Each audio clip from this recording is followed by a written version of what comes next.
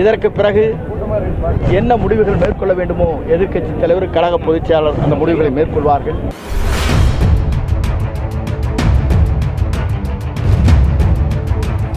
இதற்கு பிறகு என்ன செய்ய வேண்டும் என்பதை அதிமுக பொதுச் செயலாளர் எடப்பாடி பழனிசாமி முடிவு செய்வார் என முன்னாள் அமைச்சர் செங்கோட்டையன் பேசியதுதான் அரசியல் களத்தில் கவனம் பெற்று வருகிறது.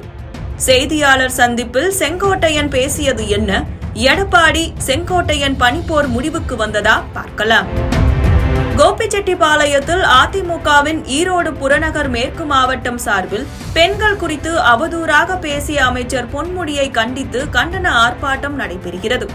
இந்த ஆர்ப்பாட்டத்தில் முன்னாள் அமைச்சர் செங்கோட்டையன், பவானிசாகர் சட்டமன்ற உறுப்பினர் பன்னாரி உள்ளிட்ட பல முக்கிய நிர்வாகிகள் கலந்து கொண்டு அமைச்சர் பொன்முடிக்கு எதிராக கோஷங்கள் எழுப்பி ஆர்ப்பாட்டத்தில் ஈடுபட்டனர். அதனைத் தொடர்ந்து மேடையில் பேசிய செங்கோட்டையன், தமிழகத்தில் எம்ஜிஆர், ஜெயலலிதா சிறப்பாக ஆட்சி செய்தார்கள். அந்த வழியில் எதிர்க்கட்சி தலைவர் எடப்பாடி பழனிசாமி சிறப்பான ஆட்சியை நடத்தினார். ஒரு அமைச்சர் எப்படி பேச வேண்டும், அதை விடுத்து பெண்களை இழிவுபடுத்தும் வகையில் பேசியுள்ளார்.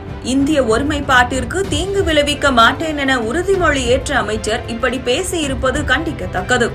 அமைச்சர் மக்களை பற்றி கவலைப்படாமல் பேசி வருகிறார். இதற்கு முற்றுப்புள்ளி வைக்க வேண்டும். அமைச்சராக இருந்தபோது பெண்களை ஓசி பயணம் என்று கூறினார். மக்கள் வரி பணத்தில் கொண்டு வந்த திட்டம் இது. அதனை ஓசி என்று சொல்கிறார். அப்படி கொச்சைப்படுத்தி பேச அவருக்கு தகுதி இல்லை என காட்டமாக பேசினார் செங்கோட்டையன். அமைச்சர் பொன்முடி பேச்சால் திமுக அரசு தத்தளித்துக் கொண்டும் தடுமாறிக்கொண்டும் இருக்கிறது என்றார்.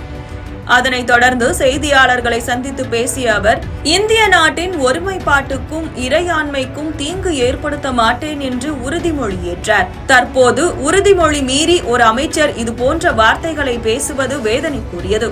அமைச்சரின் பேச்சை கண்டித்து தமிழகம் முழுவதும் கண்டன ஆர்ப்பாட்டம் நடைபெற்றது.